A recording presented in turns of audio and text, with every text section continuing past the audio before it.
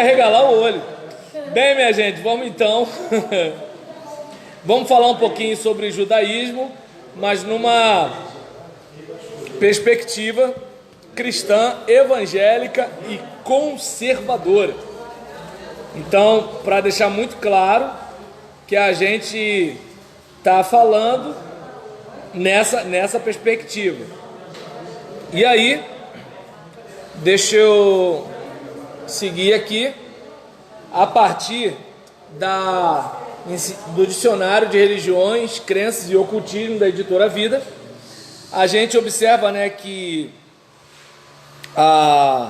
o judaísmo seria como uma progenitora do cristianismo, como a mais antiga religião monoteísta do mundo. A gente sabe que o cristianismo é monoteísta, mesmo com críticas do islamismo, por causa da Trindade. A gente sabe que o islamismo é uma religião monoteísta, mas o judaísmo é monoteísta antes de todas essas religiões, numa época que praticamente só tinha politeísmo. E aí, continuando aqui, a sua história estende-se até os primórdios dos tempos, quando Deus estabeleceu sua aliança com Abraão. Como o cristianismo, o judaísmo faz uma ligação de particularidade e de universalidade. No mundo de paganismo e politeísmo, o Criador revelou-se como o único Deus verdadeiro, acima de todo o panteão de divindades competidoras. E nessa revelação, chamou um homem particular, Abrão, para ser o pai de uma nação particular, Israel, que por sua vez receberia uma área geográfica particular, a Palestina, a qual constituiria a terra prometida. A partir desta particularidade, Deus revelou uma mensagem na história que se destinava a tornar-se aplicável universalmente a todas as nações e todos os povos. A aliança de Deus com Abrão, de acordo com Gênesis 12, versículo 1 a 3, foi estabelecida e renovada. Israel foi escolhido para ser o recipiente padrão desta grande revelação, tanto pelo exemplo para as nações pagãs, como pela obediência aos preceitos da aliança divina, revelados através da Torá sagrada ou da lei. Vamos à história. Bem, a história do judaísmo deriva-se principalmente da parte do Antigo Testamento, da Bíblia.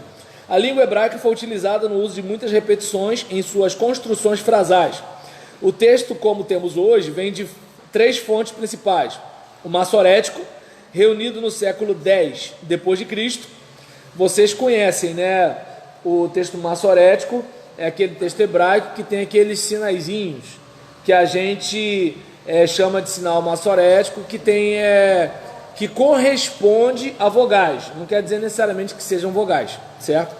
E aí nisso, a Septuaginta, que é a tradução do Antigo Testamento em grego, conhecida também como versão dos 70, e os rolos do Mar Morto, descobertos em 1947 em Qumran, ou manuscritos de Qumran. Lembram de Enoque? Beleza, vamos lá. Antes, porém, da formação do texto atual, a tradição oral, cânticos, histórias e poemas, era repetida e preservou as obras de Deus, Yahvé, e do povo da aliança, Israel. Muitas dessas facetas da tradição oral, posteriormente foram incorporadas na coletânea de livros que agora formam a divisão tripla do cânon hebraico. A lei, Torá, profeta, Neviim, que é o plural de Nabi, que é profeta. Então, lei, Torá, os profetas, Neviim, e os escritos, Ketuvim. E descobertas arqueológicas ajudaram a lançar luz sobre o mundo no qual a nação judaica nasceu e desenvolveu-se. Vamos lá. O código de Hammurabi da Babilônia, datado de aproximadamente 1700 a.C., relaciona leis similares às da Torá.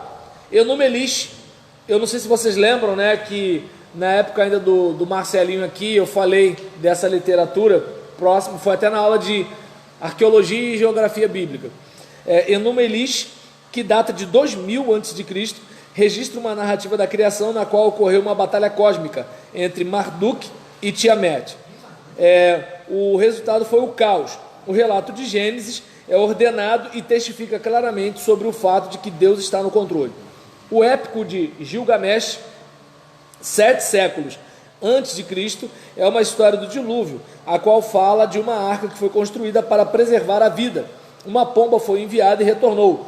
O relato de Gênesis a respeito deste acontecimento, sem dúvida, exerceu grande influência sobre outras culturas que assimilaram muito das tradições orais judaicas. 4. As tábuas de Ébla, descobertas em 1974, datam da época do reino de Ébla, 2300 a.C. Elas são bilíngues e estão escritas na linguagem conhecida dos sumérios e na língua de Ébla. As tábuas contêm menções de Sodoma, Gomorra, Abraão, Saul e muitos outros nomes referidos na Bíblia. 5. Literatura cananita, principalmente a escrita em ugarítico, data do 4º século a.C. e refere-se à mitologia pagã e à adoração de Baal, claramente mencionadas no Antigo Testamento. 6. As tábuas de Nuzi são assírias e datam de são assírias e datam de 1500 a.C. Elas esclarecem muitos costumes do Antigo Testamento. Por exemplo, em Gênesis 16, Sarai pede a Abraão que tenha um filho com sua serva Agar. As tábuas de Nuzi explicam que era uma obrigação da esposa gerar filhos. Se ela fracassasse, tinha que providenciar outra mulher para o marido. A diferença entre esse costume e a aliança de Javé e Israel foi que o Senhor superou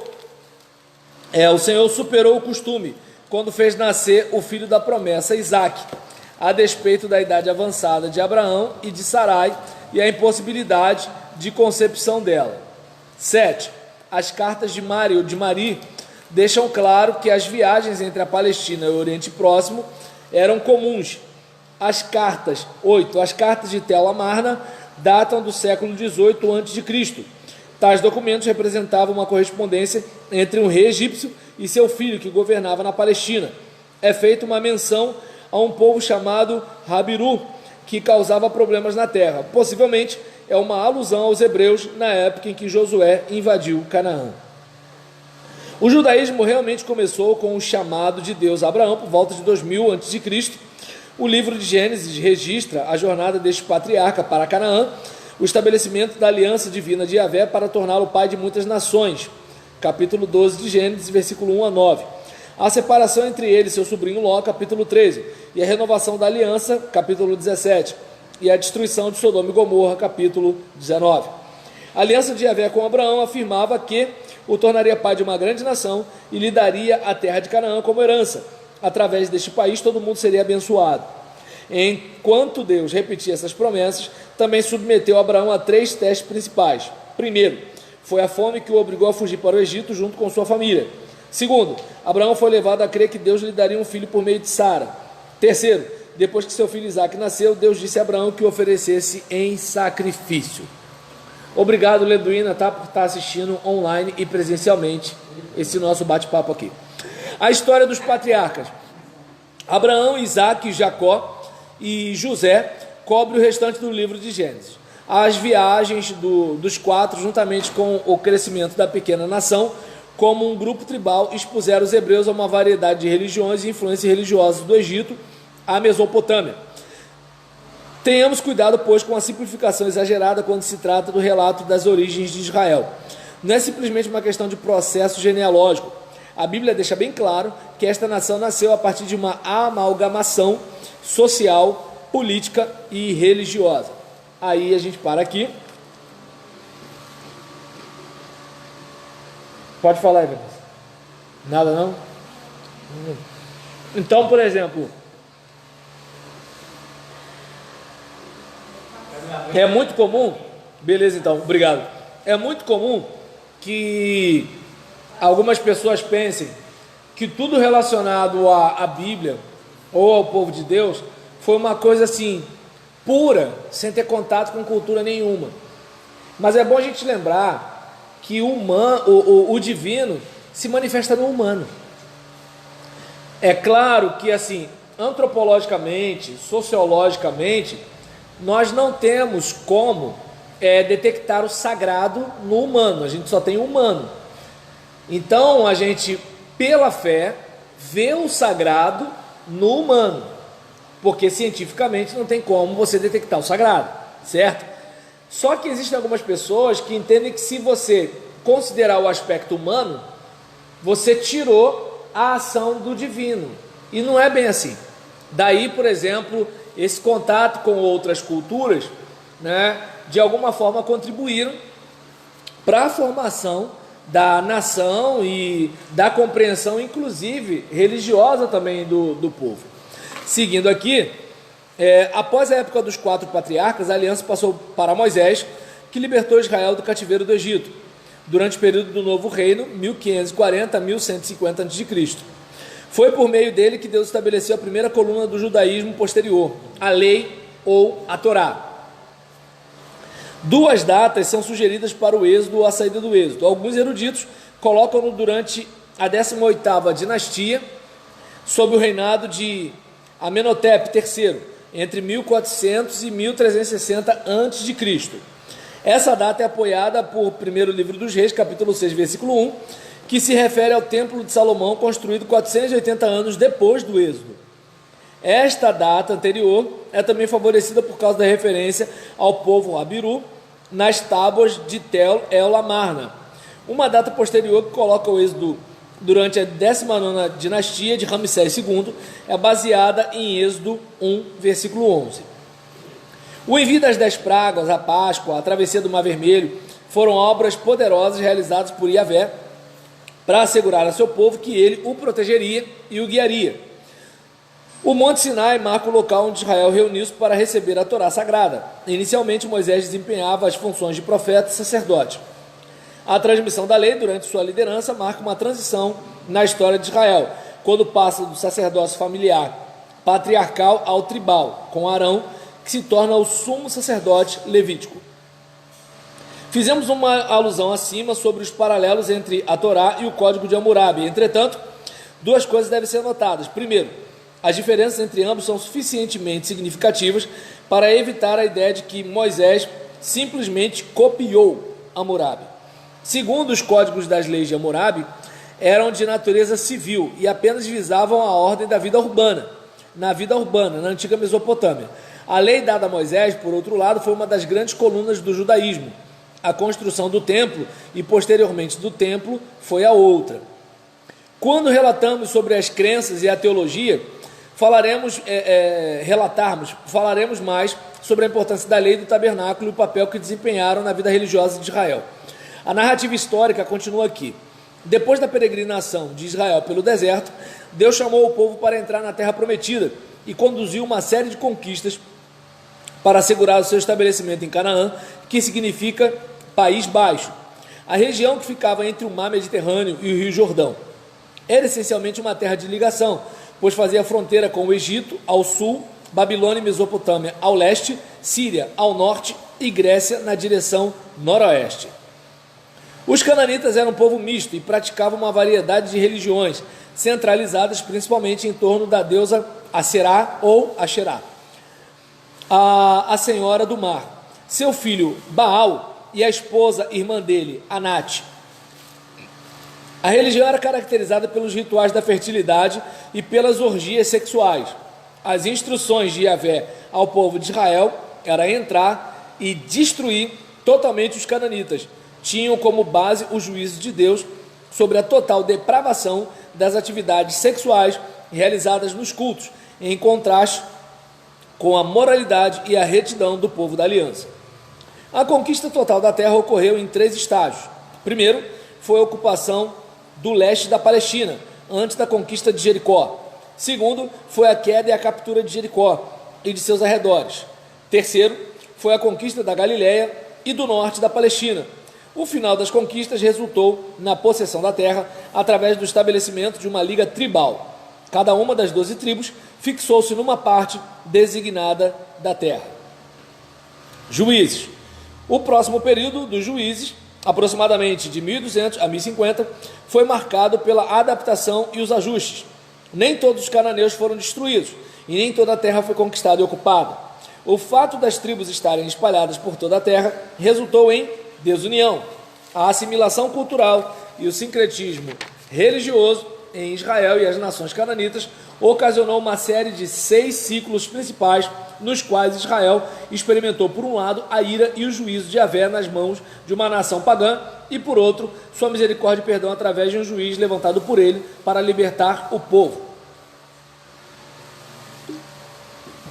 Cada ciclo continha passos bem distintos. 1. Pecado e apostasia, rebelião contra Deus.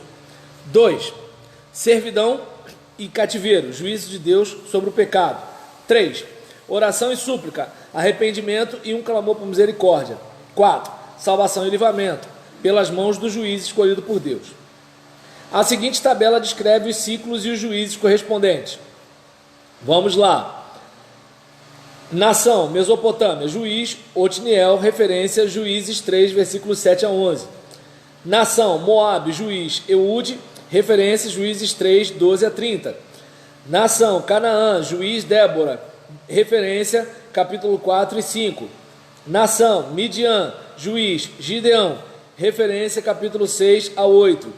Nação, Amon, juiz, Jefté, referência, capítulo 10 a 12. Nação, Filístia, juiz, Sansão, referência, Juízes 13, 1 a 16, 31. O período dos juízes também foi marcado por um forte movimento contra a teocracia, quando Israel rebelou-se contra o Senhor e tentou levar sua vida separado dele.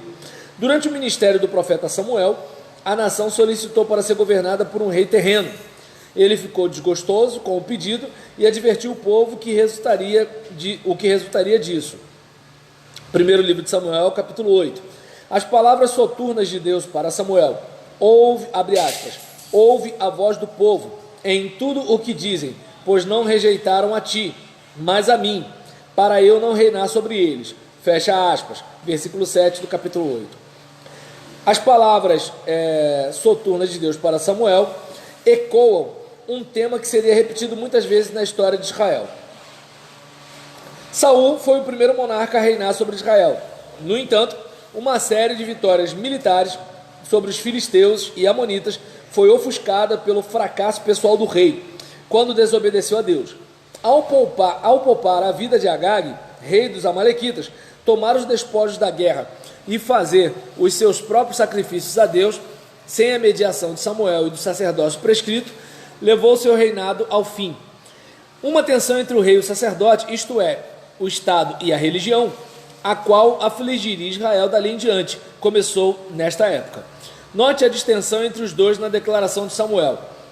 Tem o Senhor, abre aspas, tem o Senhor tanto prazer em holocaustos e sacrifícios, como em que se obedeça a sua palavra? Fecha aspas. 1 Samuel, capítulo 15, versículo 22. Davi, por volta de 1085 a.C. Filho de Jessé, foi o segundo rei de Israel. Uma porção considerável do Antigo Testamento é dedicada à narração de sua vida. Para os propósitos deste ensaio, o reinado de Davi foi significativo por 3 razões. Primeira, a unidade da nação chegou a seu clímax no auge de seu reinado. Davi governou aproximadamente de 1000 a 961 a.C. Segunda, ele transferiu a capital de Israel, de Hebrom, para Jerusalém e conduziu a Arca da Aliança de Kiriat Jearim para a capital, onde a colocou no novo tabernáculo. Quando demonstrou o desejo de construir um templo para a arca, foi dito através de um oráculo profético que essa tarefa seria de seu filho. A ação de Davi era de levar a arca para Jerusalém. A ação de Davi de levar a arca para Jerusalém foi significativa, pois transformou a cidade em capital política e religiosa da nação para sempre. Terceira, o arrependimento de Davi diante de Deus, confrontado pelo seu grave pecado com Batseba, resultou na continuação da promessa feita a Abraão, através de sua linhagem real. Salomão, filho e sucessor de Davi, manteve a monarquia unida. Reinou de 961 a 922 a.C. Não perdeu tempo em estabelecer e solidificar o trono de seu pai, ao matar todos que representavam uma ameaça para o seu governo. Davi chora, ora, foge, corre, Salomão passa a serol. Mais ou menos assim. Cada um com seu estilo de liderança, né? E aí nisso, seguindo aqui, continuando, Salomão também fortificou cidades e territórios estratégicos por todo o reino, inclusive Azor, Megido, Gezer, Bet-Horon e Tamar. Todos esses locais eram úteis para futuras campanhas militares e a defesa do país. Salomão é significativo porque foi o que Deus escolheu para construir o templo. O clima de estabilidade política mostrou a necessidade de se assegurar um local permanente para o lugar santo. Deus também deu a ele o dom de sabedoria, de maneira que sua fama espalhou-se por todas as terras. Além disso, tornou-se o monarca mais rico daqueles dias. Seu apoio financeiro vinha das seguintes fontes: imposto. Isso não é novo, não. Imposto. Foram criados 12 distritos com um oficial encarregado de cada um para coletar os impostos do povo. 2. Trabalho forçado. Não é o caso da gente mais, porque hoje em dia todo mundo é livre, né? Trabalho forçado. Enquanto Davi limitava o trabalho forçado apenas aos estrangeiros, Salomão convocou 30 mil israelitas para esse fim. 3. Presentes de fontes estrangeiras. Primeiro livro dos Reis, capítulo 10, versículo 24, versículo 25. 4. Comércio. Salomão usava os mares Vermelho e Mediterrâneo para estabelecer comércio com a Fenícia, sul da Arábia, etc. 5. Desenvolvimento das minas de cobre.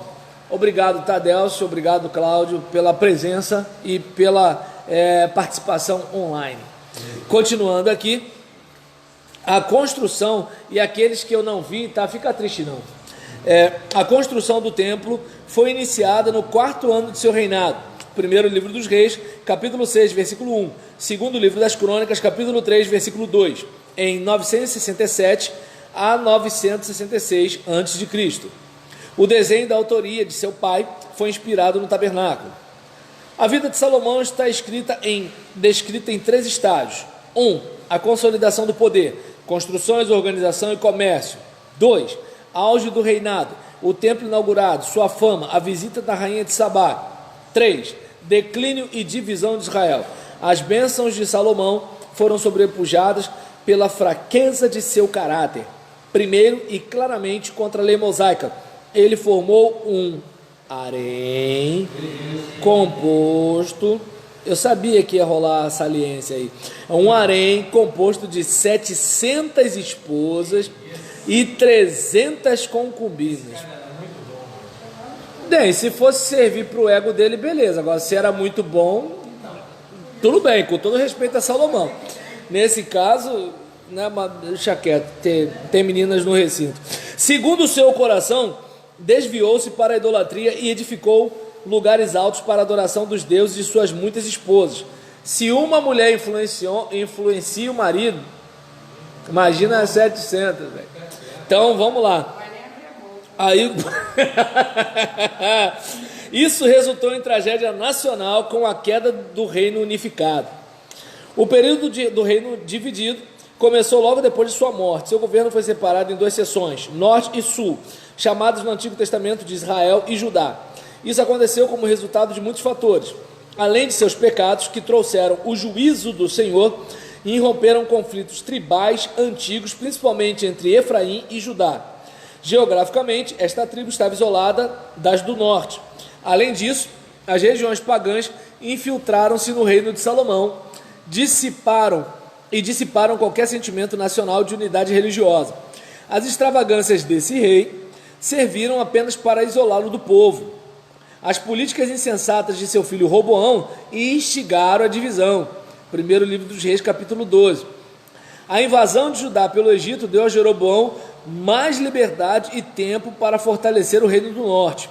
No período do reino dividido, reis governaram separadamente no norte e no sul. Deixa eu ver aqui, em relação... Tivemos o reino do norte caiu diante dos assírios em 722 a.C., o do sul sucumbiu diante dos babilônios no reinado de Nabucodonosor. Muitos eruditos estabelecem 586 a.C. como o tempo da destruição de Jerusalém e o exílio do povo de Deus na Babilônia. No início da monarquia, Samuel transmitiu uma mensagem profética ao ambicioso e desobediente Saul. Durante todo o tempo dos reis, Deus levantou continuamente profetas para falarem a palavra de Deus, a fim de repreender o povo rebelde, exortar, instruir e predizer o advento de julgamentos e bênçãos. Vou só abrir um parênteses aqui para frisar o seguinte: é muito comum que alguns líderes religiosos, para ser mais direto, pastores evangélicos, no contexto Brasil, bem mais provável no Rio de Janeiro, se levantem como se fossem profetas para bater num político ou no outro, numa linha ou numa outra. Não é o caso aqui. Os profetas de Deus batem em quem está fora dos quadros.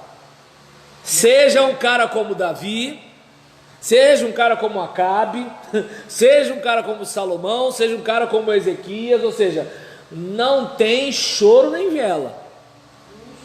Agora, não sei você, mas os profetas que eu vejo no Twitter e nas redes sociais, geralmente só batem em um lado. Ou batem no pessoal de esquerda, ou batem no pessoal de direita, né? E é importante frisar que, assim, profeta é porta-voz. O que ofende a Deus, ofende a Deus. Não interessa se você é meu amigo. Deu para entender? Aí, então, só para a gente frisar isso aqui, por quê? Porque é muito comum ter gente dizendo que é profeta hoje, ou algumas pessoas chamando as outras de profeta. Profeta é porta-voz. É como aquele caso, por exemplo, se você é um profeta do livro aberto, na hora de pregar para a sua congregação, não interessa se aquela pessoa ali é a pessoa que te dá carona para levar você para casa. Você vai ter que falar o que tem que falar, entende? É assim, não interessa de repente, né, a pessoa que te apoia está prejudicando a outra pessoa que te ataca.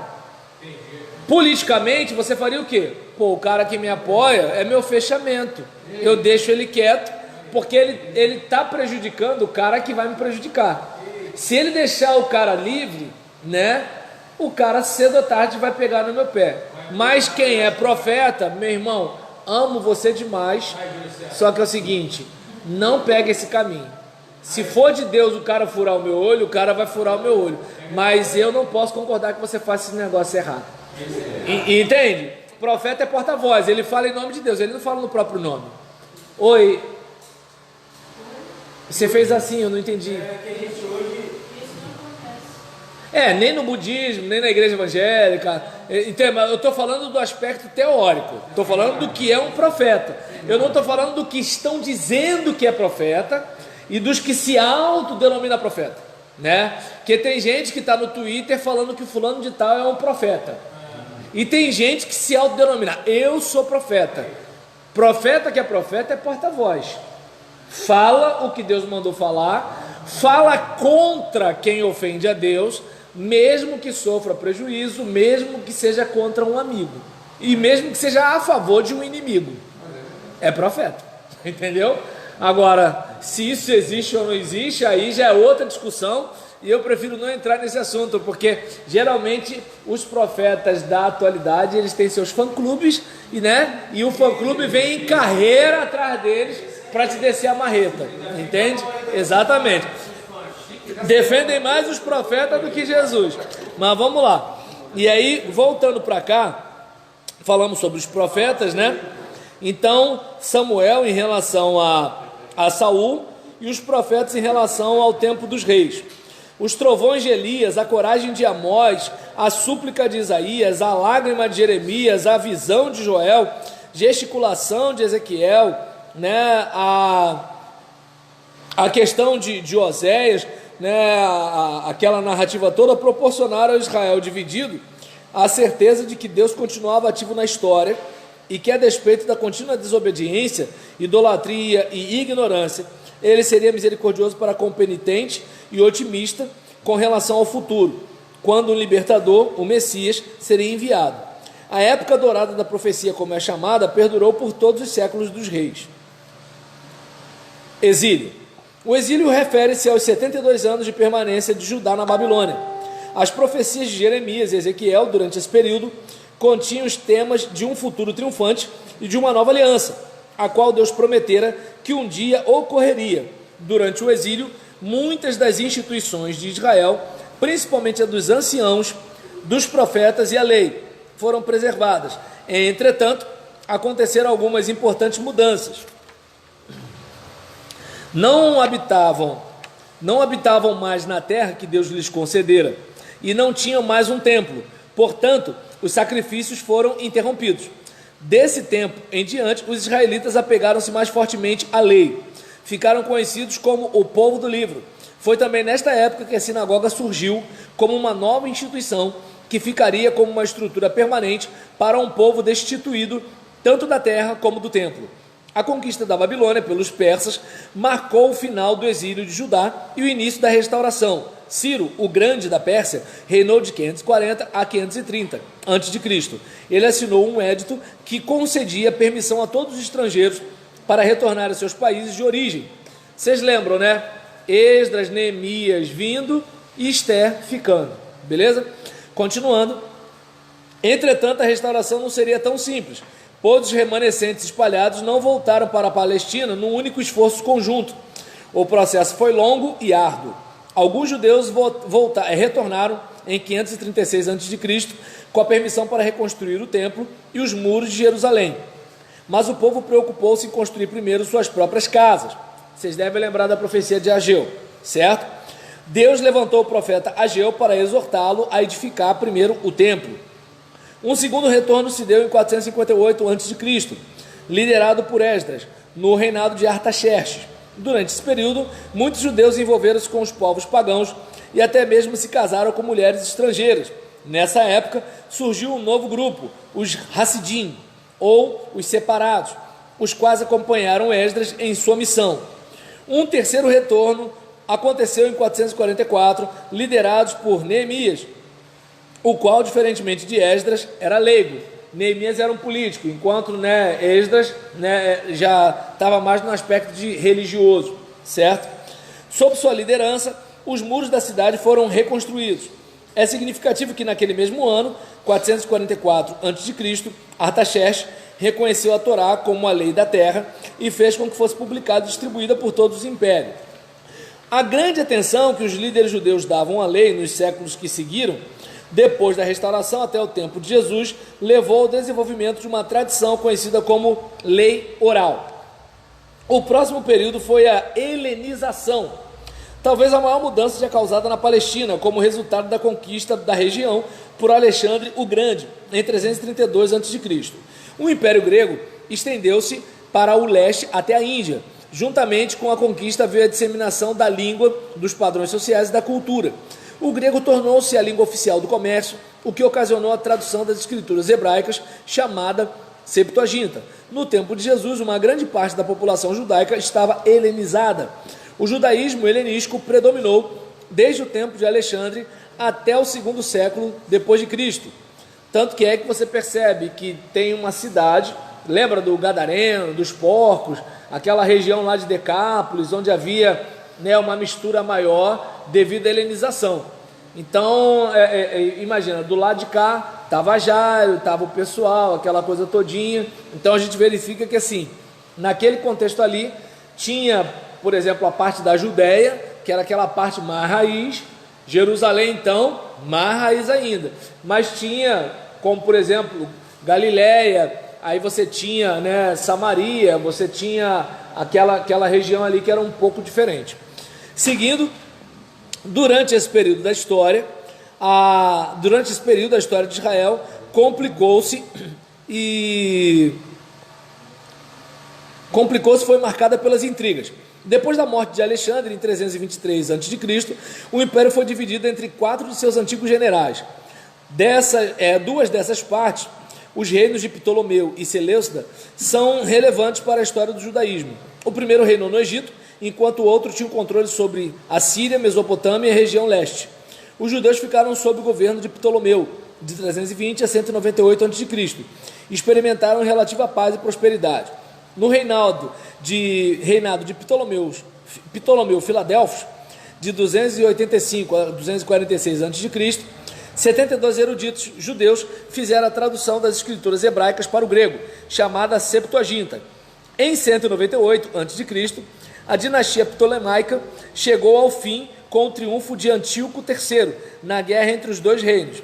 Desenvolveram-se duas facções rivais dentro do judaísmo, uma leal aos Ptolomeus egípcios, a casa de Onias, e a outra ao Sírio Antíoco, a casa de Tobias. Diferentemente do governo dos Ptolomeus, o domínio seleucida provou ser repressivo e cruel. Decretos contra o judaísmo e suas práticas religiosas foram assinados por Antíoco IV Epífanes entre 175 a 173 a.C. Em 168 a.C., seu exército invadiu Jerusalém, matou muitos judeus, levou mulheres e crianças como escravas e tornou o culto no sábado e a posse das escrituras práticas ilegais punidas com a morte. Os seleucidas cometeram a suprema blasfêmia de erigir um altar dedicado a Zeus dentro das dependências do templo. A prostituição e o sacrifício de animais imundos também foram praticados no lugar sagrado dos judeus.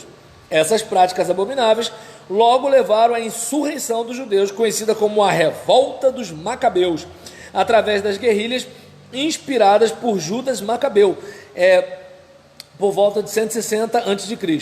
Filho do Asmoneu Matatias, os judeus finalmente derrotaram as forças sírias. Quando Judas foi morto numa batalha, seus irmãos Simão e Jonatas continuaram com a campanha e estabeleceram a dinastia Hasmoniana entre 142 a 137 a.C.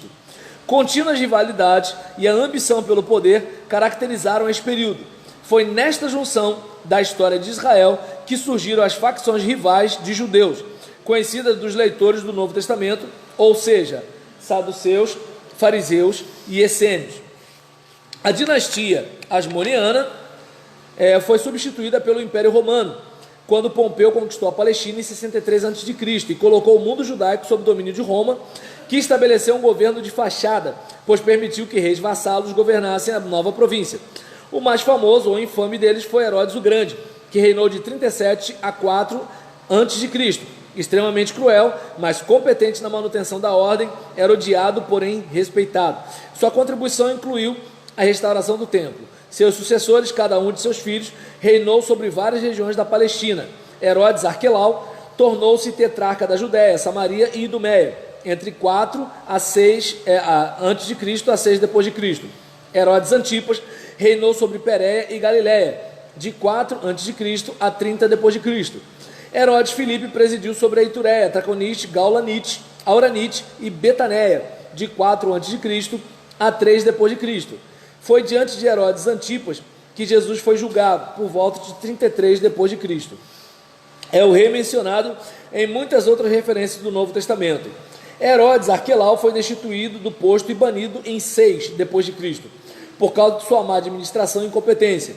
Foi substituído por uma sucessão de governadores ou procuradores romanos, tais como Pôncio Pilatos, o qual ficou famoso por presidir o julgamento de Jesus. Durante esse período, a religião judaica continuou com os sacrifícios no templo e as reuniões nas sinagogas. No ano 70, entretanto, durante a Primeira Guerra Judaica, entre 66 e 73 d.C., Jerusalém foi destruída pelo general Tito. Esta disputa foi provocada por um número crescente de editos de Roma, os quais se tornaram intoleráveis por muitos judeus. Os zelotes e os herodianos instigaram o povo a se levantar por um país independente. Depois da destruição de Jerusalém, quando Domiciano era imperador, entre 81 e 96 d.C., o judaísmo passou por uma grande reconstituição em Jâmnia. Semelhantemente à época do exílio, a ênfase foi novamente colocada na Torá. Foi nesta cidade que o cristianismo foi denunciado, grandemente devido à recusa dos cristãos, na grande maioria judeus, de lutar contra Roma. Embora os judeus abraçassem o cristianismo depois de Jâmnia, eram poucos em número. Depois do ano 70, o crescimento do cristianismo passou a ser principalmente de fontes não judaicas. A Segunda Guerra Judaica, entre 132 a 135 d.C., foi provocada pelo imperador Adriano, ao proibir o ritual da circuncisão entre os anos de 117 e 138. Proibiu o ritual da circuncisão e erigiram um templo a Júpiter em Jerusalém. Os judeus foram liderados por Bar Corba, amplamente saudado como o Messias. Entretanto, não puderam prevalecer contra as poderosas forças romanas e foram esmagados em 135. Depois dessa guerra, Jerusalém foi reconstruída como uma cidade romana, na qual os judeus foram proibidos de entrar. A segunda destruição do templo, uma das duas grandes colunas do judaísmo, e a extinção do Estado judeu levaram à formação do judaísmo rabínico, um período que se estendeu até o século XVIII. O judaísmo da diáspora, os judeus da diáspora mudaram-se para muitos lugares, por todo o império e também fora de suas fronteiras. O povo da terra novamente estava deserdado até o ano de 1948. O período rabínico foi marcado por um grande desenvolvimento da Mishnah e da produção do Talmud. Foi a era dos Tanaim, ou professores, e dos Amoraim, ou intérpretes da lei. Foram produzidos 2 textos, um palestino e outro babilônico. Muita ênfase foi colocada sobre o Talmud, a fim de determinar um código para a vida diária do judeu. A morte de Gamaliel IV, em 425 d.C., marcou um período de fragmentação, mas o próprio judaísmo manteve-se unificado como conceito e como povo através do ensino dos rabinos e pela forte manutenção do calendário judaico. Deixa eu ver aqui. Isso, Graça Aranha. Deixa eu ver aqui.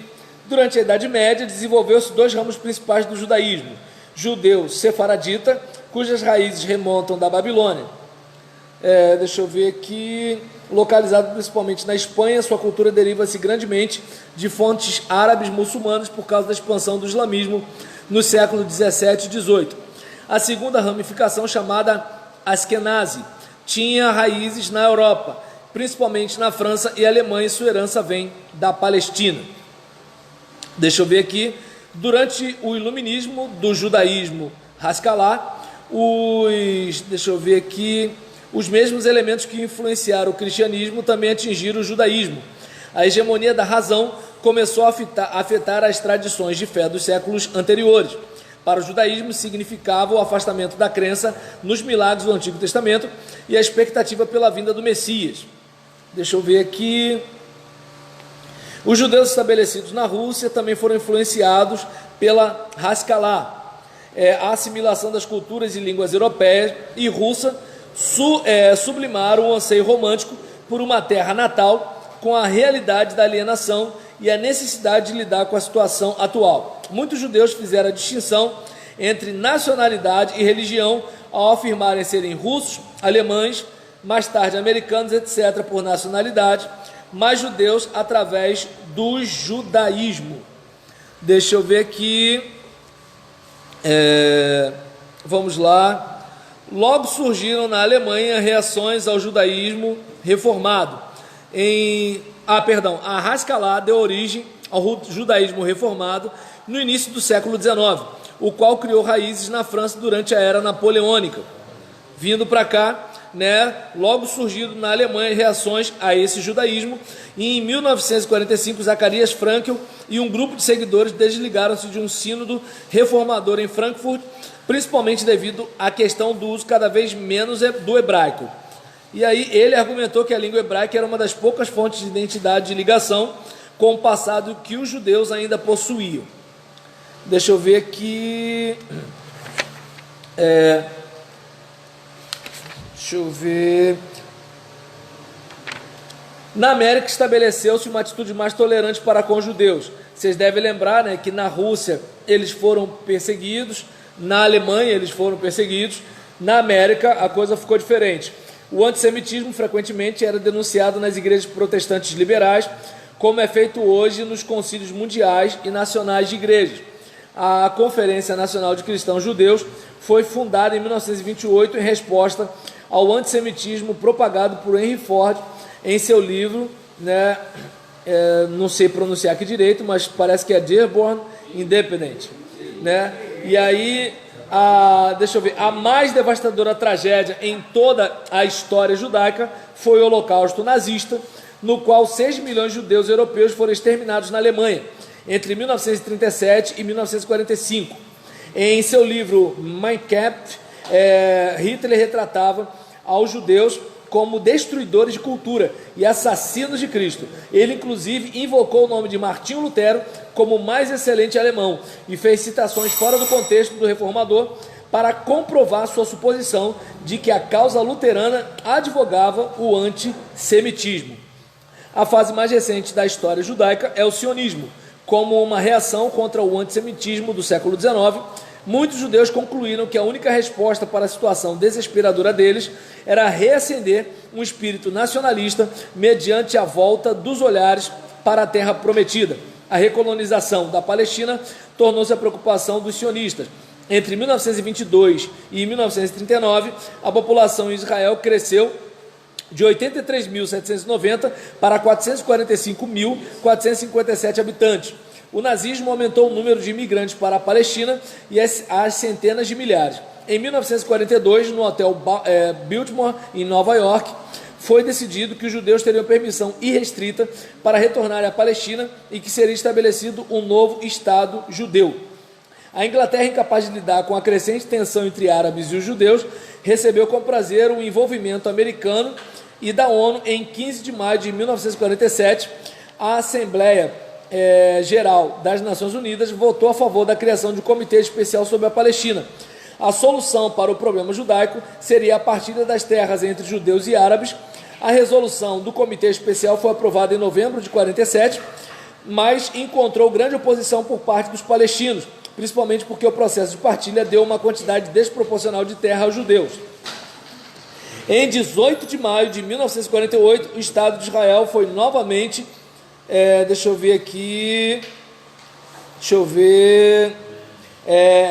foi novamente constituído. Depois de muitos séculos, a estrela de Davi tremulou novamente sobre a terra que foi dada aos descendentes de Abraão. Deixa eu ver aqui, peraí, né? No dia 20 de maio, a ONU enviou o conde Folke Bernadotte para servir como mediador entre judeus e árabes. Ele conseguiu assegurar uma trégua temporária, mas foi assassinado por terroristas sionistas no dia 17 de setembro de 1948. Em julho de 1949, foram concedidos a Israel todos os territórios que os judeus ganharam por meio da conquista, inclusive a Galiléia, uma seção da faixa de Gaza e a costa do mar Mediterrâneo. Os territórios remanescentes na Transjordânia tornaram-se parte do reino da Cisjordânia. A Palestina, como uma região estritamente árabe, não existia mais. O conflito entre árabes e israelenses continua até os nossos dias. Na semana que vem, a gente vai falar um pouquinho mais sobre as crenças. Aqui a gente falou só sobre a história. Gente, até semana que vem.